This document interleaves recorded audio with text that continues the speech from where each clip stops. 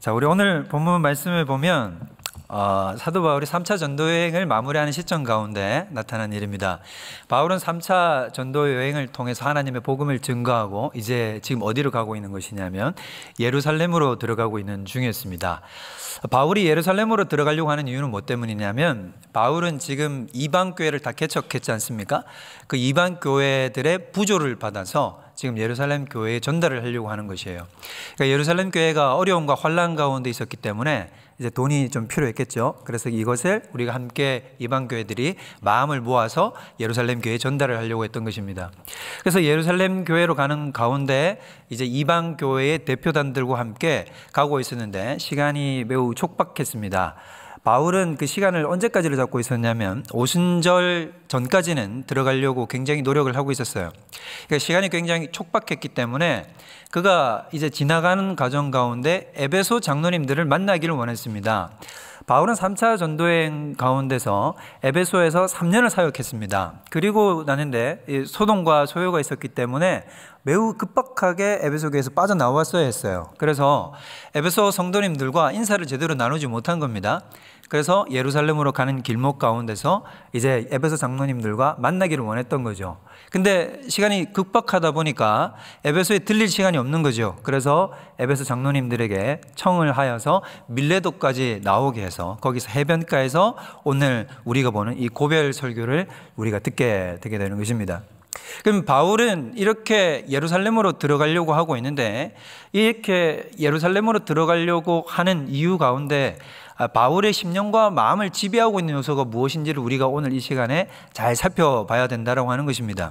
그러면 바울은 어떤 마음을 가지고 이렇게 들어가려고 하는지 우리가 한번 잘 살펴보도록 하죠. 바울이 예루살렘으로 들어가려고 할 때 성령께서는 바울에게 많은 경고를 하셨습니다. 오늘 본문 말씀 22절을 우리가 한번 주목해서 봤으면 좋겠습니다. 22절을 보면 이렇게 얘기를 하죠. 우리 다 같이 한번 읽어볼까요? 시작. 보라, 이제 나는 성령에 매여 예루살렘으로 가는데 거기서 무슨 일을 당할는지 알지 못하노라. 오직 성령이 각성해서 내게 증언하여 결박과 환난이 나를 기다린다 하시나 라고 얘기를 합니다. 그럼 지금 바울이 예루살렘으로 들어가겠다라는 생각을 가지고 있었는데 성령께서는 여기에 대해서 거듭거듭 경고를 하셨다는 것입니다.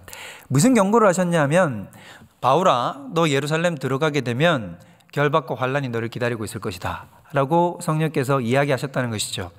그러니까 바울은 지금 누구로부터 자신이 예루살렘에 들어가면 어떤 일을 겪을지를 다 듣고 알고 있었냐면 성령님으로부터 자신이 당할 일에 대한 미리 예고하심을 다 받았다고 하는 것입니다. 그리고 이 예고를 바울뿐만 아니라 당시에 영적으로 깨어있던 많은 하나님의 사람들도 알고 있었어요. 그래서 바울이 지나가는 통로마다 다 뭐라고 그러냐면 바울에게 예루살렘으로 들어가지 말라라고 얘기를 하는 겁니다. 결박과 환난이 기다리고 있는데 거길 왜 들어가려고 하느냐라고 얘기를 하는 거죠. 바울은 디아스포라 유대인들로부터 막강한 반대를 받고 있었습니다. 바울에 대한 소문이 안 좋기 때문이죠. 바울이 가는 곳마다 모세를 반역하고 율법을 거슬러 행하라고 가르친다고 사람들이 오해했기 때문에 복음을 그런 식으로 잘못 오도하고 해석하는 사람들의 무리로 인해서 바울은 가는 곳마다 비판에 직면했거든요. 근데 그 모든 유대인들이 명절이면 다 예루살렘에 모이지 않겠습니까? 근데 그 명절에 예루살렘에 한가운데로 적진 한복판으로 들어가게 되는 거니까 얼마나 많이 힘들겠어요. 그걸 미리 성령님께서는 예고해 주셨다고 하는 것입니다.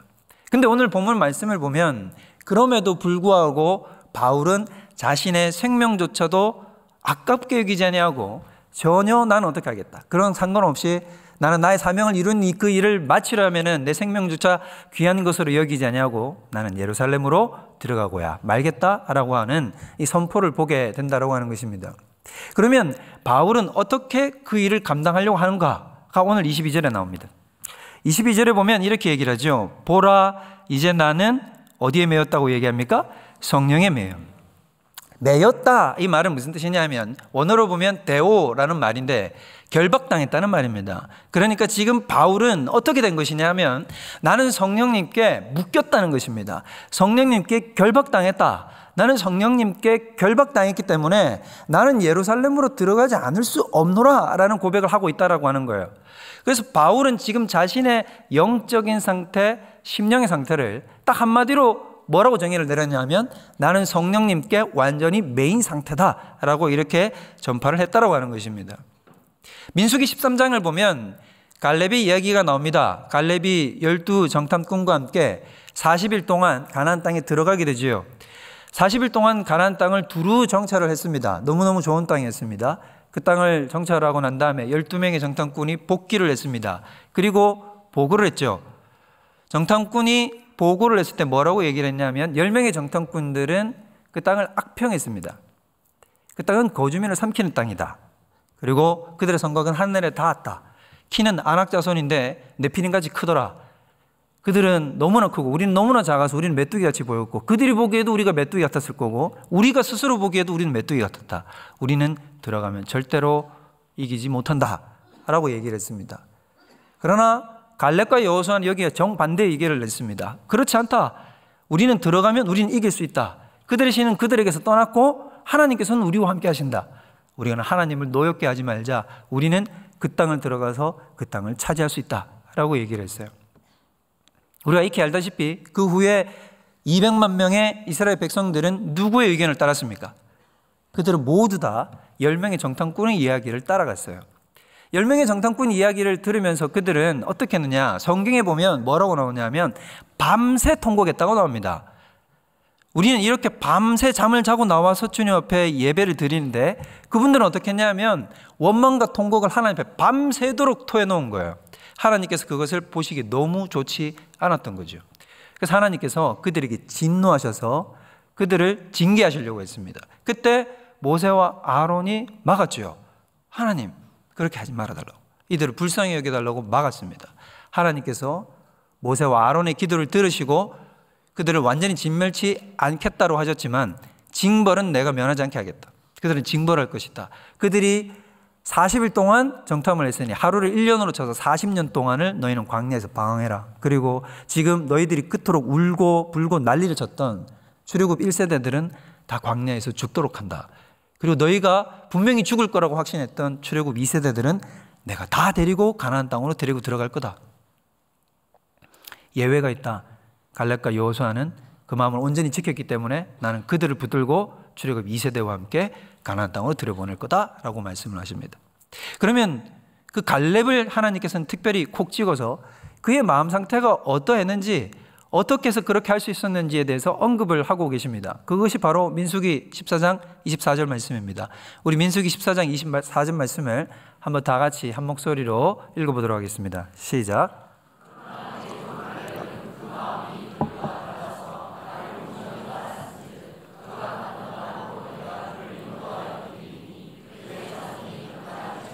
자, 말씀을 그대로 두고 한번 여러분 잘 주목해서 보세요. 그럼 갈렙은 지금 어땠냐라고 얘기를 하면 내 종 갈렙은 그 마음이 그들과 달라서 나를 온전히 따랐다라고 얘기를 합니다. 그러면 내가 왜 갈렙을 특별히 구별해가지고 내가 데리고 가나안 땅으로 들어갈 거냐? 첫 번째 원인은 뭐냐면 1차적 원인은 갈렙이 어땠다는 거죠? 나를 온전히 따랐기 때문이다 라고 얘기를 합니다. 바로 여기에서 우리 특세의 주제가 되는 전심으로라는 말이 나오는 거예요. 온전히라는 저 말은 원어로 말레라는 것인데, 말레라는 것은 가득히 채워졌다는 것입니다.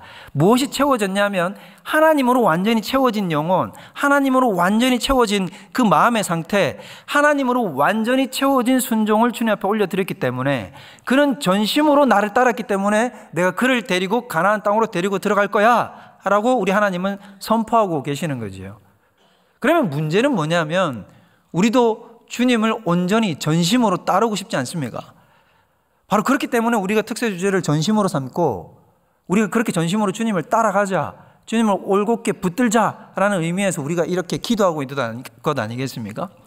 그렇다고 한다면 우리는 어떻게 해야 하나님을 전심으로 따를 수 있을 것인가? 이 질문이 들지 않을 수 없다는 거죠. 이 질문에 대한 답이 오늘 본문에 그대로 녹아져 들어가 있습니다. 다시 본문을 잘 보십시오. 나를 온전히 따랐은즉 이라고 얘기를 했는데 앞쪽을 보면 뭐라고 얘기를 하냐면 그 마음이 그들과 어땠다고요?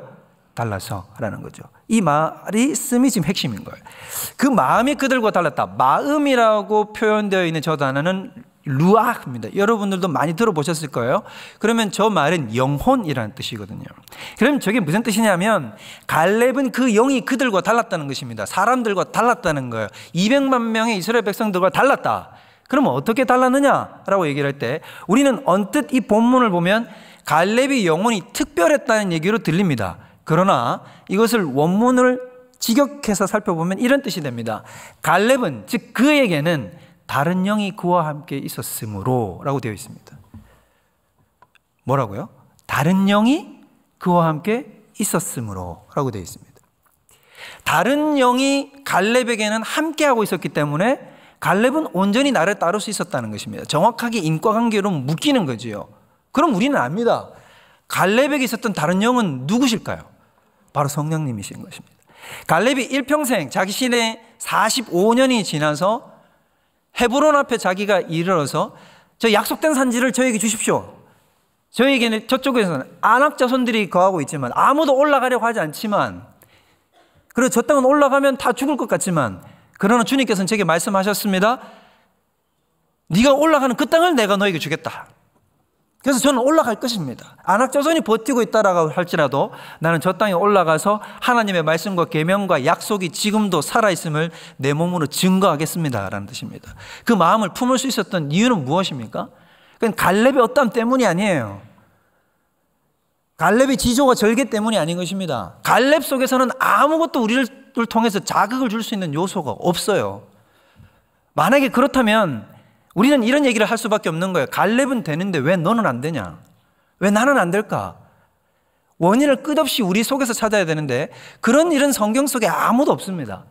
성경 속에서 나오는 모든 인물들은 그들 자체로부터 선한 것이 나올 것이 없어요. 모두 하나님의 열심과 하나님의 뜻대로 이루시는 하나님의 강력이 그들을 붙들었기 때문인 것입니다.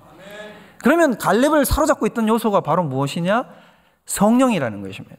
성령께서 그를 붙들었기 때문에 그는 45년이 지나도록 완전한 변함이 없이 초자연적인 은혜와 능력으로 말미암아 산지를 향해서 달려갈 수 있는 믿음의 용장이 되고 있었다고 하는 거예요. 바울도 마찬가지라는 거죠.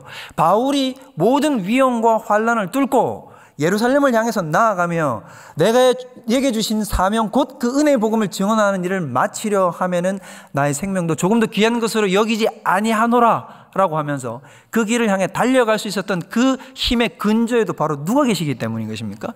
성령이 그를 매여 사로잡았기 때문인 것입니다. 그러므로 성령을 통하여 사역을 하고 성령을 통하여 살고 성령에 완전히 사로잡혀 사는 삶은 너무나 중요한 것입니다. 우리가 생각하는 것보다 훨씬 더 중요해요. 기독교인으로서 우리는 성령에 사로잡혀야 된다는 말을 얼마나 많이 듣습니까? 그러나 우리는 그 중요함과 그리고 그것이 가져올 정말 엄청난 능력에 대해서는 우리가 잘 몰라요. 바울은 뭐라고 그러냐? 에베소 교회를 향해서 자신이 기도할 때 성도들을 향해서 이렇게 얘기를 합니다. 그 힘의 위력을 따라 우리에게 주신 능력의 크고 위대함이 어떠한지를 너희로 깨닫게 하기를 원하노라. 에베소 성도들이 그걸 몰랐을까요? 그들이 경험하지 못했을까요? 자신의 담임 목사가 바울이었습니다. 바울을 통해서 역사하는, 바울은 손수건을 그냥 놓고 다녔는데 사람들이 그 손수건을 들고 가서 병자의 몸에다 갖다 대기만 해도 어떤 일이 일어납니까? 병자가 나았어요.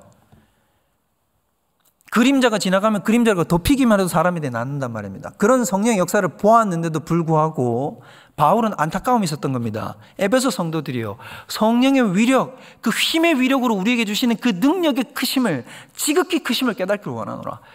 그 동일한 간구가 우리에게 임하고 있는 것입니다. 우리 모든 사람들은 성령의 능력과 위력에 대해서 깨달아야 합니다. 조나단 에드워즈는 이런 얘기를 했어요. 하나님께서 우리에게 주시는 모든 영적 축복의 총화는 바로 성령 충만이다. 성령 충만이야말로 하나님께서 우리에게 주실 수 있는 모든 축복의 총합, 그것을 대표하는 그 원리다라고 하는 것입니다. 그러므로 성령을 의지해서 살아가는 삶의 모습과 그렇지 않고 살아가는 삶의 모습은 완전히 판이하게 다른 것입니다. 성령이 그러면 임하게 되면 우리에게 어떤 은혜와 어떤 능력이 덧입혀지게 되는가? 요한복음 14장 26절을 보면 이렇게 얘기를 합니다. 예수님께서 친히 말씀을 하셨어요. 제자들에게. 다락방 강화 가운데 예수님은 뭐라고 얘기하셨냐면 이렇게 얘기하셨죠. 보혜사 곧 내 이름으로 아버지께서 보내실 성령이 너희에게 임하시면 성령이 너희를 어떻게 하신다고 그래요? 친히 가르치실 것이다. 그리고 내가 너희에게 말하였던 모든 것을 다 생각나게 하시리라고 말씀을 하십니다. 그럼 성령께서는 우리에게 임하시면 무엇을 첫 번째 가져오게 하시냐면 하나님께서 우리에게 주셨던 모든 계시를 이해할 수 있는 능력과 힘을 우리에게 주시는 것입니다. 하나님의 계시는 깊고도 오묘한 것입니다. 하나님의 계시는 하나님의 뜻이지요. 하나님의 속에만 있는 것입니다. 그 누구도 알 수 없는 것이에요. 사람의 마음을 사람 속에 있는 사람의 영밖에는 모르듯이 하나님의 마음과 계획 속에 있는 그것은 오직 하나님의 영만이 알 수 있는 것입니다. 그렇기 때문에 기록된 계시가 우리 속에 임해도 우리는 그것을 쳐다봐도 이해가 안 돼요. 여러분, 사탄은 성경을 알까요, 모를까요? 대답이 적으신 것 같아서 제가 답을 가르쳐 드려야 돼요. 여러분, 사탄은 성경을 우리보다 더 잘 알까요, 더 잘 알까요? 더 잘 알죠. 맞아요. 사탄은 성경을 달달달달 알 겁니다. 토시까지도 하나 안 빠지고 다 인용할 수 있어요. 그래서 예수님을 미혹할 때도 어떻게 했습니까? 다 성경 말씀 가지고 와서 미혹합니다.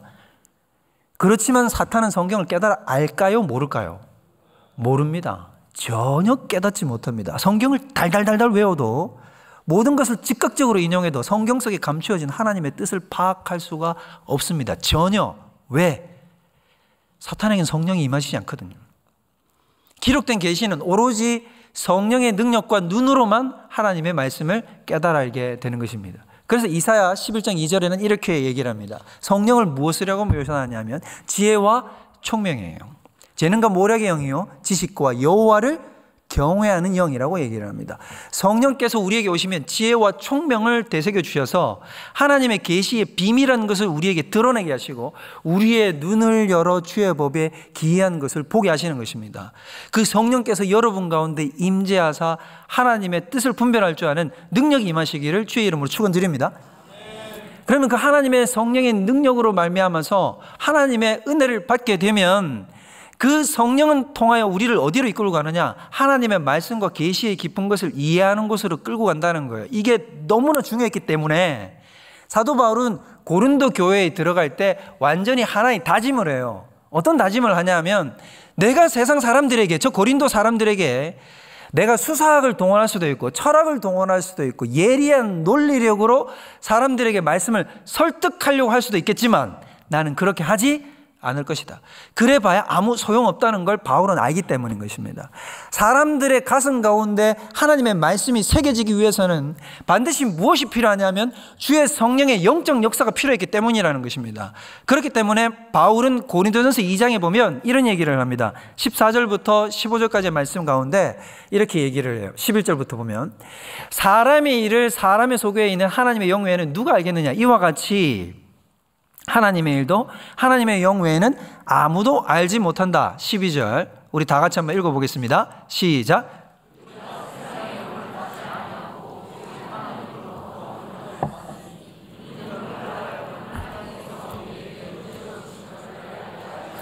자, 그럼 여기 잘 보세요. 이 12절을 주목해서 보면 이렇게 얘기를 하죠. 우리가 세상의 영을 받지 않았다. 오직 하나님으로부터 온 영을 받았다. 이렇게 하신 이유는 뭐냐? 우리로 하여금 하나님께서 우리에게 은혜로 주신 것들을 어떻게 하려고요? 알게 하려고. 하나님께서 우리에게 은혜로 주신 것들이 얼마나 많이 있습니까? 예수 그리스도의 복음의 은혜의 능력, 지금까지 우리가 살아서 주님 앞으로 나올 수 있도록 만드신 그 모든 것. 제가 어릴 때 가장 처음 배웠던 찬양이 무엇이었냐면 저희 외할머니 외할아버지가 저희 집안에서 가장 먼저 예수님을 믿으셨습니다.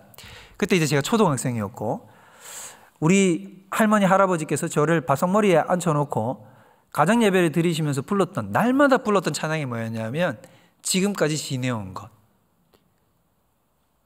아시죠? 지금까지 지내온 것 주의 크신 은혜라. 바로 그거잖아요. 저는 그 찬양이 잊혀지지가 않아요. 우리 할머니 할아버지와 제가 앉아서 밥상머리에서 부르던 그 찬양. 그래서 저는 이 찬양을 언제 불러도 눈물 어린 감격이 제 속에 있습니다. 그래서 제가 마지막에 숨을 거둘 때도 제 장례식에서 나올 찬양도 이 찬양이었으면 좋겠어요. 근데 여러분 거기 보시면 지금까지 지내온 것이 다 누구? 하나님의 그 크신 은혜 아닙니까? 그걸 사람이 어떻게 깨닫게 될까요? 저는 어릴 때 그 찬양을 그렇게 불렀고 따라했고 함께 예배를 드렸지만 그 찬양이 어떤 위력을 발휘하는지는 몰랐어요. 그런데 제가 고등학교 때 주의 성령께서 나에게 임재하시고 하나님께서 내 인생을 왜 이렇게 이끌어 오셨는지를 완전히 깨닫게 해주셔서 톱니바퀴처럼 물리는 하나님의 그 역사하심을 깨닫게 되었을 때 비로소 그 찬양의 내용이 모두 다 이해가 되더라는 것입니다. 성령께서 임재하시면 우리에게 어떤 역사가 나타납니까? 하나님께서 우리에게 주신 은혜로 주신 것들이 정말로 얼마나 엄청난 은혜인가, 그것이 얼마나 엄청난 계시인가, 얼마나 엄청난 사랑인가를 비로소 깨닫게 된다고 하는 것입니다. 두 번째로 성령이 우리에게 임재하시게 되면 어떤 역사가 나타나게 되느냐, 우리는 사역을 끝까지 달려갈 수 있는 능력과 힘을 소유하게 되는 것입니다. 사도행전 1장 8절에 보면 이런 얘기가 나오죠. 오직 성령이 너에게 임하시면 어떻게 된다고 합니까? 너희가 권능을 받고 예루살렘과 온 유대와 사마리아와 땅끝까지 이르러 내 증인이 될 것이다. 너희가 내 증인으로서의 사역을 온 예루살렘과 유대와 땅끝까지 이르러 그 일을 증언하는 일을 마칠 수 있게 되기 위해서는 너희에게 반드시 전제되어야 될 것이 있다. 무엇이 임해야 된다는 것입니까? 성령이 임해야 되는 것입니다. 성령이 임하지 않고서는 하나님의 사역을 감당할 수 있는 능력이 우리에게 주어지지 않아요. 여러분, 우리는 지금 왜 특세 자리로 모였습니까? 우리는 지금 이제 전 세계 방방곡곡, 전국 방방곡곡을 향하여 복음을 들고 산을 넘고 강을 건너고 바다를 건너야 돼요. 악한 영들의 위협과 그 모든 것을 뚫고 주의 복음을 전해야 될 사명이 우리에게 있기 때문인 것입니다. 그러면 그 사명을 수행하기 위해서 우리에게 전제되어야 하는 가장 필수적인 능력은 무엇인가?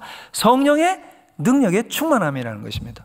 그 성령의 능력의 충만함이 없이는 결단코 나아갈 수가 없는 거예요. 그것은 예수 그리스도에게도 예외가 아닌 것입니다. 요한복음 14장 26절에 보면 이렇게 얘기를 합니다. 요한복음 14장을 보면 예수님께서 자신을 향해서 뭐라고 얘기를 하시냐면 이렇게 얘기를 해요. 자, 14장 26절이 아니에요. 자, 보면 예수님께서도 자신에게 사도행전 10장 38절 하나님이 나사렛 예수에게 성령과 능력을 기름 붓듯 하셨음에 라고 얘기를 합니다. 하나님께서 어떻게 나사렛 예수 그리스도를 사용하셔서 주의 뜻을 이루셨는가를 설명하실 때 오늘 이 말씀을 통하여 우리에게 가르쳐 주시는데 하나님도 예수님에게 무엇을 부으셨다고 얘기를 합니까? 성령과 능력을, 이건 같은 말이에요. 성령이 따라오면 능력이 따라오는 것입니다. 즉 성령을 물 붓듯이 부어버리셨다는 거예요. 기름 붓듯 그에게 부어버리셨기 때문에 그로 말미암아 어떤 일이 일어나느냐, 그가 두루 다니시면서 선한 일을 행하시고 마귀에게 눌린 모든 사람들을 어떻게 하셨다고요? 고칠 수 있었다라는 얘기인 겁니다. 예수님께도 이것이 예외가 아니라고 한다면 우리는 하물며 더 하지 않겠습니까? 우리에게 성령의 능력이 임하시지 않고서는 주의 사역을 감당할 수 없는 것입니다. 여러분, 스데반이 순교했던 장면이 여러분 기억나실 거예요. 스데반이 순교할 때 여러분 어떻게 그 순교의 자리를 넘어서서 하나님의 보좌 앞으로 나아갈 수 있었을까요? 그 비밀을 7장 55절에 이렇게 얘기를 해요. 뭐라고 얘기를 합니까? 첫 구절부터 바로 이렇게 얘기를 합니다. 스데반이 성령이 충만하여. 스데반이 성령이 충만하여 하나님과 그 보좌 옆에 계신 어린 양 예수 그리스도를 바라보며 그 영광을 목도하는 능력으로 말미암아서 그는 순교의 어려움도 넘어갈 수 있었다고 하는 것입니다. 하물며 우리의 믿음의 신앙의 선배들이요 예수 그리스도께서도 그러하셨다고 한다면 우리에게도 예외가 없다.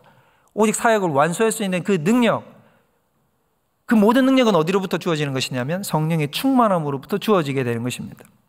그리고 세 번째로 성령께서 우리에게 임재하시게 되면 우리에게 나타나는 어떤 특징이 또 하나 있어요. 그게 바로 뭐냐면 우리는 온 마음과 온 뜻을 다해서 수고하는 인생을 살게 됩니다. 골로새서 1장 28절에 보면 이렇게 나옵니다. 우리 한번 읽어볼까요? 28절, 29절을 다 같이 한번 그대로 쭉 읽어보겠습니다. 시작.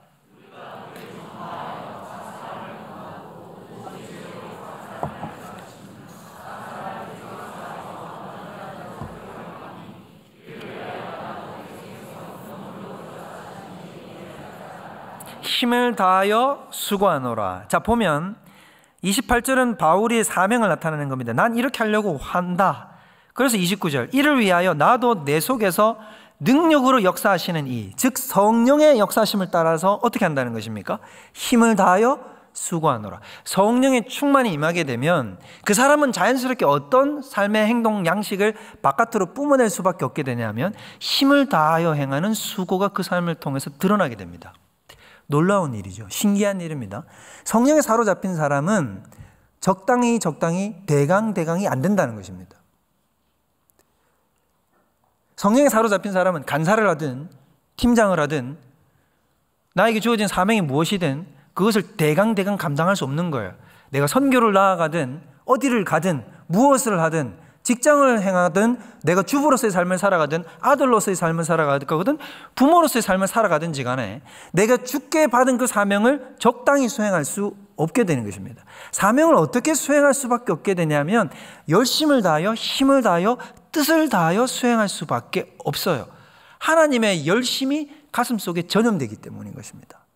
그래서 우리 삶 속에 게으름이라는 것은 여러분 잘 아셔야 돼요. 게으름은 나의 육체적인 것에 근원이 있지 않습니다. 게으르고 힘이 빠지고 낙심하는 것 그 근저에는 바로 무엇이 있냐면 영적인 요소가 개입하고 있다는 것을 우리가 알아야 되는 것입니다. 성령의 임재는 우리의 영혼을 뜯어 고쳐요. 새롭게 하십니다. 그래서 성령께서는 오히려 하나님 일에 열심 내게 되는 하나님의 백성으로 다시 거듭나게 하시는 것입니다. 그 하나님의 능력이 여러분을 사로잡으면 여러분은 땅끝까지 나아가서 주의 복음을 증언하는 일에 온 열심을 다할 수 있는 주의 백성이 되게 되는 것입니다. 그 능력이 우리에게 지금 필요하지 않습니까? 정말 적당히 해가지고는 주의 사자와 주의 은혜의 복음을 증언하는 일을 마칠 수가 없잖아요. 그래서 우리에게는 하나님의 그 놀라운 사명을 수행할 수 있는 열심을 다하는, 온 힘을 다하는 수고가 필요한데 그것은 바로 성령께로부터 주어진다는 것이에요. 그래서 고린도전서 15장 10절에도 보면 바울이 이런 얘기를 해요. 하나님이 주신 은혜가 내게 헛되지 않았다. 하나님이 주신 그 은혜가 헛되지 아니하여서 나는 그 은혜에 의해서 나는 다른 그 모든 사도들보다 더 많이 수고했노라라고 얘기합니다. 다른 사도들은 수고하지 않았습니까? 지금 바울은 비교하는 게 아닙니다. 나는 내가 할 수 있는 한 내 가진 모든 것을 다 토해놓아서 하나님께 순복하고 순종의 길을 걸어갔다라고 설명을 하고 있다고 하는 것입니다. 그리고 성령께서 우리에게 임재하시면 네 번째로 가져오게 되는 결과가 뭐냐면 우리의 모든 결핍을 채우십니다.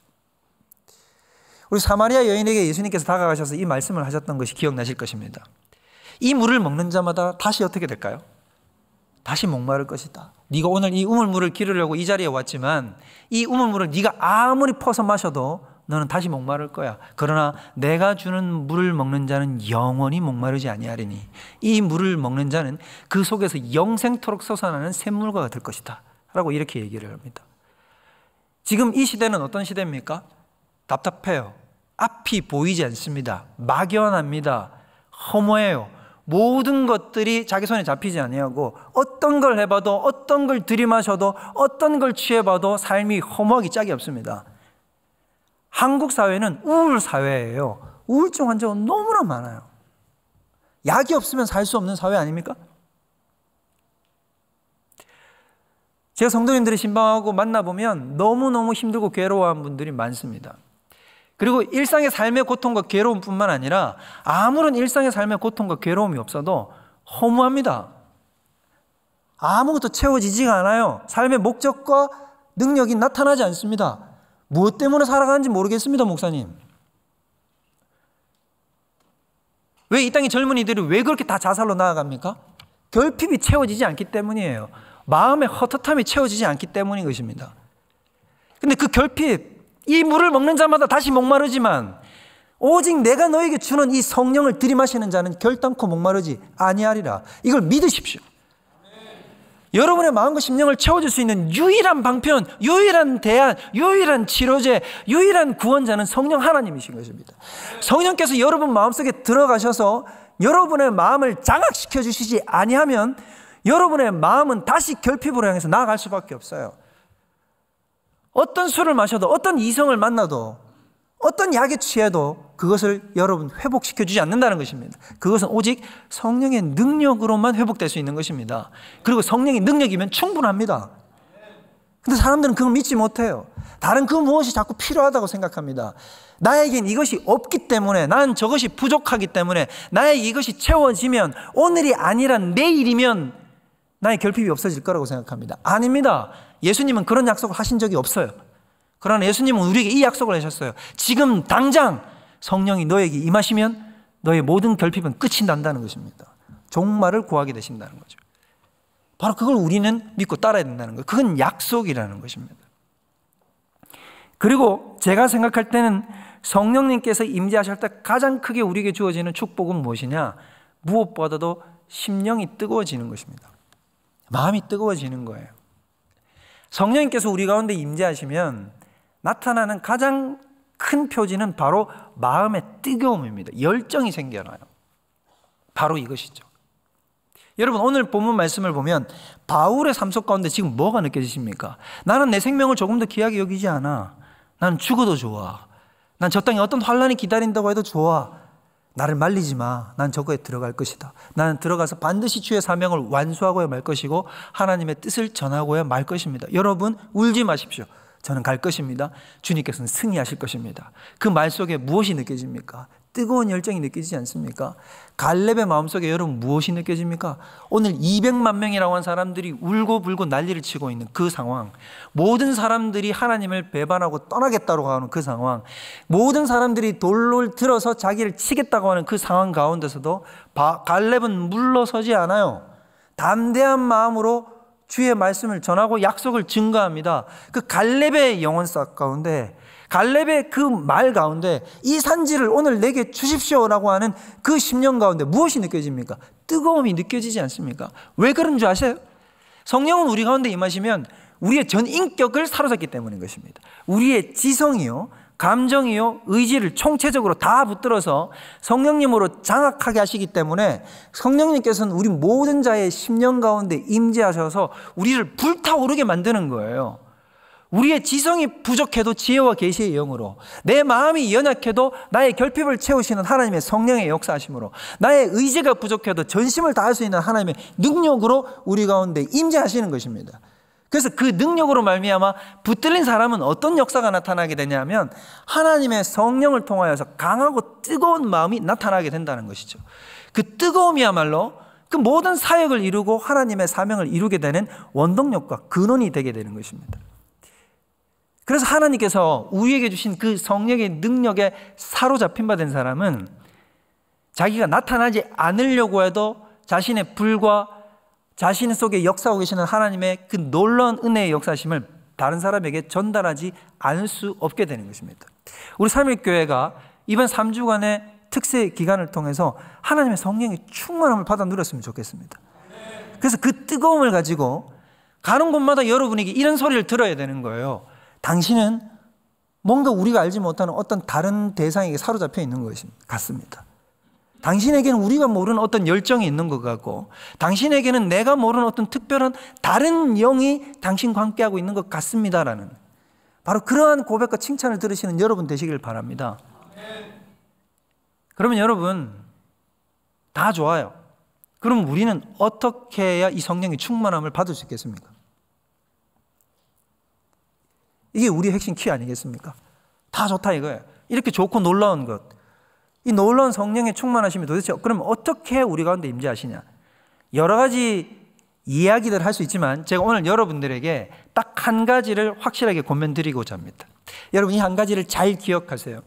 성령님은 인격적인 영이십니다. 뭐라고요? 인격적인 영이세요. 인격적이시다는 말은 무슨 뜻이냐 하면 성령님은 우리를 강제하시지 않습니다. 언뜻 보면 성령께서 우리를 사로잡힌다, 대오하신다는 이 말은 우리를 강제하시는 것처럼 느껴져요. 그런데 그 강제는 우리가 흔히 생각하는 그런 강제가 아닙니다. 성령님은 인격적인 영이시기 때문에 우리가 그분을 위하여 내 자신을 내어드리는 것만큼만 성령이 우리를 사로잡으십니다. 여기에 핵심 키가 있는 거예요. 그렇기 때문에 어떤 사람은 성령의 충만함을 받고 어떤 사람은 성령의 충만함을 받지 못하는 이유가 바로 거기에 있는 거예요. 개인적 편차가 나타나는 이유는 뭐 때문이냐면 내가 성령님께 내 자신을 내어드리는 만큼만 성령이 나의 삶에 들어오셔서 내 영을 사로잡기 때문인 것입니다. 그렇기 때문에 어떤 역사를 여러분이 일으켜야 되냐면, 여러분이 어떤 마음으로 주님 앞에 나아가야 되냐면, 성령님을 어떻게 해야 된다? 성령님께 주님, 나를 사로잡아 주십시오. 나를 붙들어 주십시오. 나에게 역사해 주십시오라고 간구해야 된다는 거예요. 제가 고등학교 때 예수님을 믿었다 그랬잖아요. 제가 처음에 예수님을 믿을 때 어떻게 했냐면, 교회 예배 나가는 게 저는 시간이 아까웠어요. 공부하는 게 너무너무 좋은 건 아닌데 공부를 해야 하니까. 그래서 어떻게 했냐면 한 달에 한 번쯤 교회를 갔습니다. 생색내기로 간 거죠. 우리 외할머니 외할아버지 다니는 그 교회를 제가 찾아갔어요. 근데 교회를 가면 신기한 일이 뭐냐면 이렇게 목사님이 설교를 하잖아요. 목사님이 설교를 하면 제가 저 뒤에 좀 앉아 있는데 이상하게 설교를 들으면 눈물이 나는 거예요. 눈물이 나는 거죠.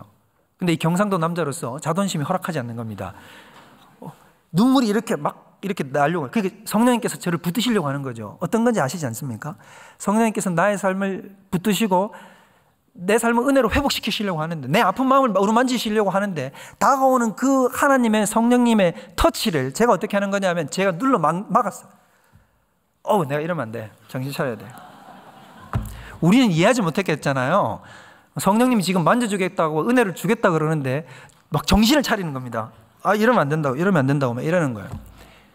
그래서 제가 그때 꾹꾹 눌렀어요. 그랬을 때 성령님이 저를 사로잡았을까요? 못 잡았을까요?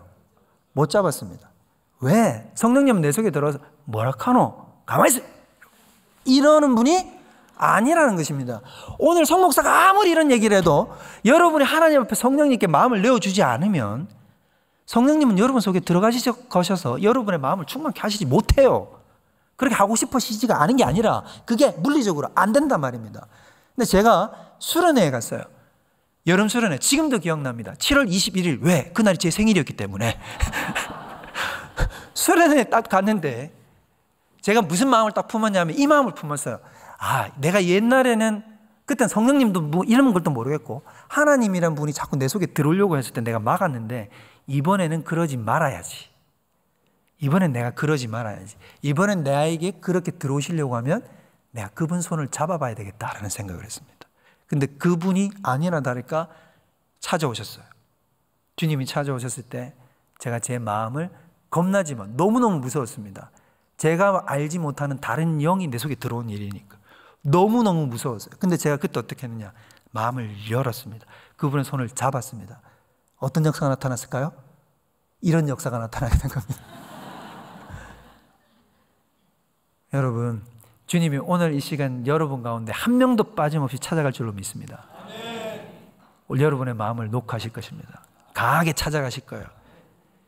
여러분이 기도하시고 응답하십시오.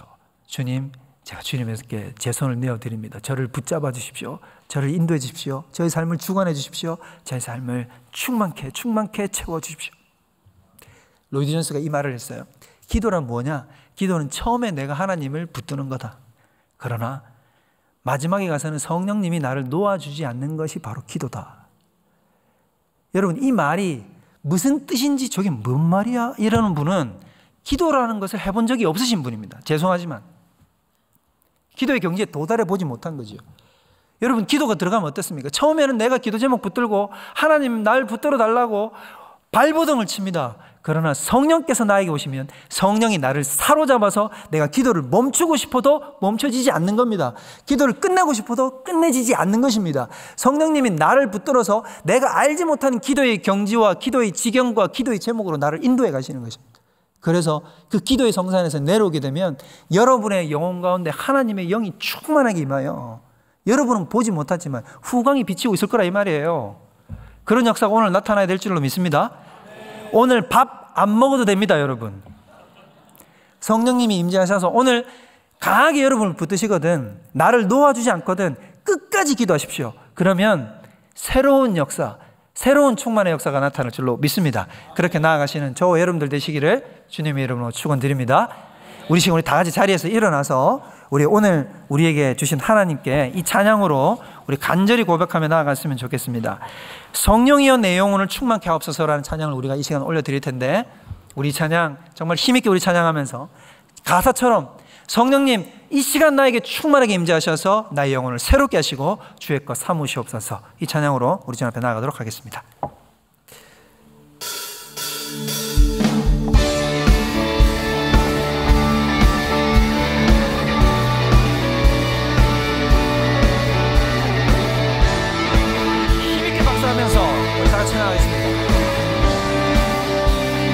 성령이여 내 영혼을 충만케 하소서. 성령이여 내 영혼을 충만케 하소서. 내 속에 강물이 넘쳐 흐르도록. 내 속에 강물이 넘쳐나게. 우리 한 번 더 고백합니다. 성령이여 내 영혼을, 성령이여 내 영혼을 충만케 하소서. 충만케 하소서. 내 속에 강물이 넘쳐나게. 내 속에 강물이 넘쳐나게. 오 성령 하나님,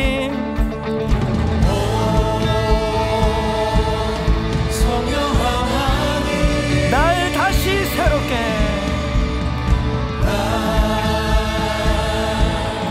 다시 새롭게 하소서.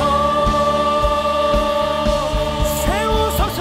세우소서. 내 영혼이 세상 유혹 다 이기고 다시 주를 닮아가도록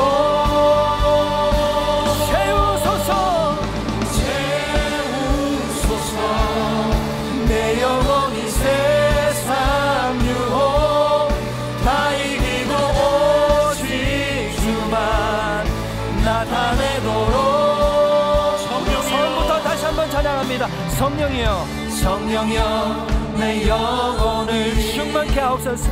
충만케 하소서. 오늘 내 속에 강물이 흘러넘치도록. 내 속에 강물이 넘쳐나게. 성령이여 내 영혼을, 성령이여 내 영혼을 충만케 하여 주옵소서. 충만케 하소서. 내 속에 강물이 흘러넘치게 하옵소서. 강물이 넘쳐나게. 오 성령 하나님 우리 가운데 오시옵소서. 오 성령 하나님 날 다시 새롭게, 날 다시 새롭게 하소서. 우리 두 손 들고 찬양합니다. 세우소서. 내 영혼이 세상 유혹 다 이기고 다시 주를 닮아가도록 세우소서. 세우소서. 내 영혼이 세상 유혹 다 이기고 오직 주만 나타내도록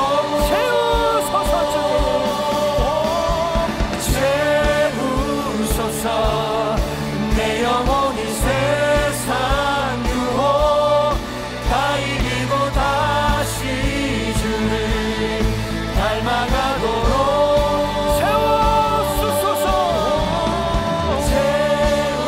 세우소서. 내 영혼이 세상 유혹 다 이기고 오직 주만 나타내도록.